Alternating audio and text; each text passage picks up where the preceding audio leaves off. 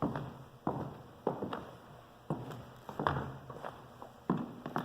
what's going on, everyone? Happy Thursday. I'm pretty much just finishing up practicing, and I decided I just wanted to make today's video for you right now. I'm gonna go and put on my suit jacket. Sometimes when I practice for a long time, I mean, obviously I get kind of a little heated, I guess, and actually sometimes the suit jacket actually becomes almost like it sort of slows me down when I'm working on my music and such. So now that I'm pretty much wrapping it up, I can go ahead and put on my suit jacket again. Alrighty. Always that pocket square for a little bit of color, a little bit of personality, and yeah, hope that your Thursday has been well. Certainly been quite a busy day for me with just classes and music things and life and all of that good stuff, but I'm here. I'm happy, I'm grateful, and just want to sort of dive in and share another video, share some more thoughts about myself, and yeah, let's get right into it. So, for today's video, I was actually thinking about this a lot, actually, after I had finished making yesterday's video, which, I talked about perception and about change in life and how I think that it's good to at least embrace change because it's only natural in our life. Nothing really stays permanent. And it really sort of got me thinking about sort of another really important thing in life, and that is about having a dream in life, having some sort of goal or ambition or something that you want to pursue or you want to go after. I think it's important that we can talk about this, and that I think it's important that I can share a little bit about sort of my dreams in life, because I think that understanding what it is that you want out of life, I think, can help you find meaning and can help you find acceptance, and it can help you find yourself. Having something to go after really, not only does it say a lot about who you are as a human and who you are in terms of your character, I think it also speaks to what kind of person you are, and the things that you go after and your sort of dreams. And just to sort of give you a little bit about information about just dreams and having ambitions in life, I really believe that our lives should be lived out in a way that we are pursuing a greater calling above ourselves. Now, what exactly do I mean by this? Well, I think that what society says we should do with our lives versus what we were created to do with our lives, I think there's a different narrative, there's a different expectation, and there's a different road, I think, in life that these two sort of paths sort of offer. And I think for a lot of people, sometimes, we can sort of get bogged down in, we can sort of believe and think that, well, I did have dreams when I was younger, or but I'm old now, or I can't achieve that because I just feel like I'm not good enough, or there's no way. I think a lot of times we might put on excuses, and we might believe these things to be true when in reality we haven't even taken the first step, or we haven't even at least tried to take the first step, because we're so stuck. We feel like there's no point. There's no point in even trying. And I want to share quickly a little story about, I guess, a goal that I had in my life and that I achieved. And I want to share with you that it wasn't necessarily an easy road for me in my life. Now, what I'm going to share with you, I shared a little bit of this in some of my podcast episodes, and I actually wrote an entire blog post about this. But back during my freshman year in college, I had entered a competition, a music competition, and I was a freshman, and I had seen that the winner of this competition, this college level music competition would go on to play with an orchestra. And, just the thought of playing with an orchestra it was just some distant dream that I had, growing up, learning how to play the piano. I remember, just how like iconic and just how like monumental and just wow, like someone like a solo pianist or a musician could play with an entire orchestra, and that sound and that emotion and that experience. It seemed to captivate me. It seemed it inspired me really, and it made me have that dream of wanting to play with an orchestra. And so I entered this competition, and I had prepared this piece that I had really felt I could connect to personally. For those of you who know, it's the piece that I played the Robert Schumann Piano Concerto in A minor, Opus 54, I believe, first movement. An absolutely beautiful piece of music. Really, the entire concerto, but the first movement, just the themes, and it's so romantic in so many ways. And I had played that for the competition, and I remember distinctively that I actually cried during the performance at the competition, and it was during one of the slower sections in the first movement, and I remember I started crying as I was playing. And now it was something where I had never rehearsed that. I didn't go into the competition expecting to get so emotional in that particular section. I really didn't. It was one of those moments in my life where I think truly the music, I guess, sort of came out of me. It really spoke to me. It really was one of those rare instances in my life, at least with music, that I just felt like there was something truly divine, truly something not of my doing that compelled me to have such a cathartic and emotional reaction. Really, one of the only other times I think I can remember I was even that close to having such a response to music was when I would play at assisted living places or retirement houses. I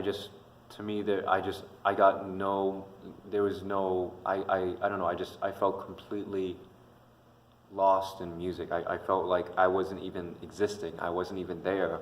It was as if the music was just truly speaking for itself and communicating.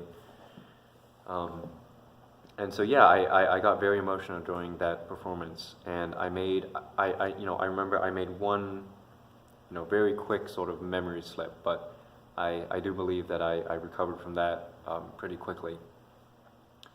And after the competition, I mean it's that period of waiting before the results. I think that's honestly the tensest part. I think other people who may have done competitions or other musicians can agree, but as much as it was, I guess, exhilarating and stressful and exciting during the actual performance, there's really no other feeling like when you're waiting for the results, when you're just standing by all of the other musicians who have played so beautifully and wonderfully, and but you don't know what's going to happen next. I think that uncertainty is very alarming, and I certainly was very on edge, because I had felt like there was a good chance that I actually might win the competition as a freshman. So the judges start naming off, congratulatory, remarks and such, and they mention names of, honorable mentions and, congratulating the other musicians who competed. And as the names went by, they didn't call my name, which meant that I felt like I had a better chance of at least placing in a top position. And finally, it had come down to myself and another musician. And as the announcer was sort of talking about runner-up and first place and the competition, I was just thinking to myself, I'm so close to achieving my dream. I mean, it's literally in a couple of moments of my life, that dream is either going to be realized or that dream is just going to be a dream. And I remember the exact moment when the announcer called my name as the runner-up. And I remember all of a sudden I felt such a weight. And I don't know what that weight necessarily represented at the time, but I just remember I felt like this weight had just come upon me as I heard my name as runner-up. And, I felt lost. I felt like I didn't do a good enough job. I felt like I had failed in a sense to myself. I mean, it hurt in a sense that other people were sort of supporting me and saying that I still did a phenomenal job. But I think what hurt the most was knowing the fact that I did not live up to my own expectations. And I was, I'll be completely honest, I was frustrated with everyone. I was frustrated with myself.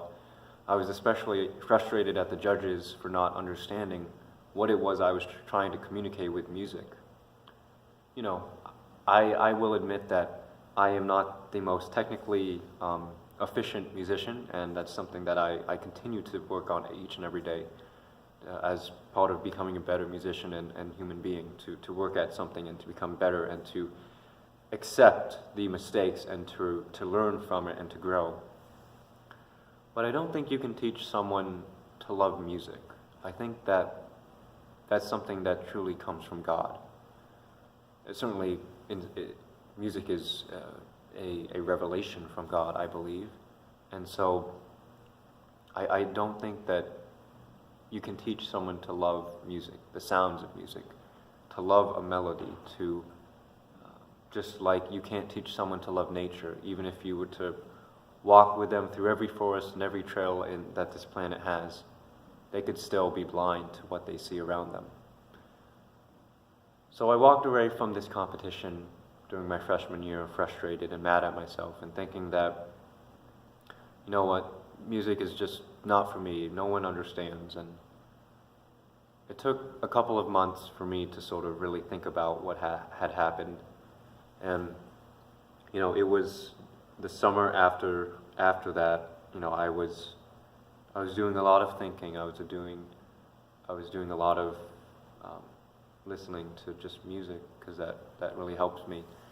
And honestly, like, it was one of those moments that I had really felt God speaking to me through music and communicating to me. And I just remember, like, during that summer there was definitely an awakening for me in my heart to realize that I had thought that I had failed, that I wasn't good enough, but that wasn't true at all. I was believing that.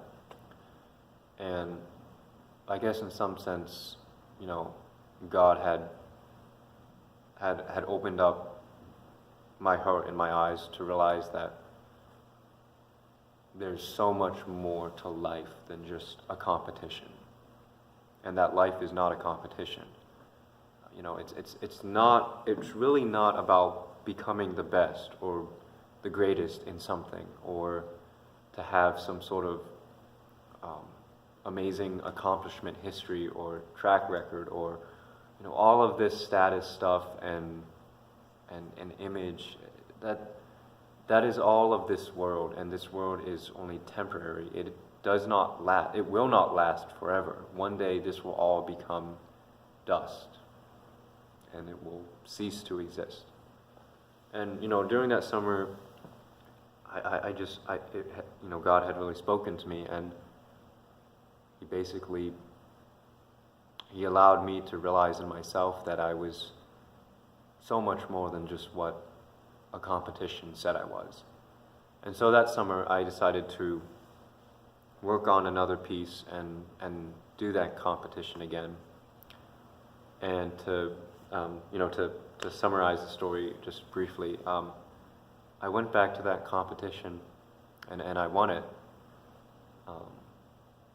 And I remember to this day, actually the competition was actually held in this hall, and I think I was actually playing this piano,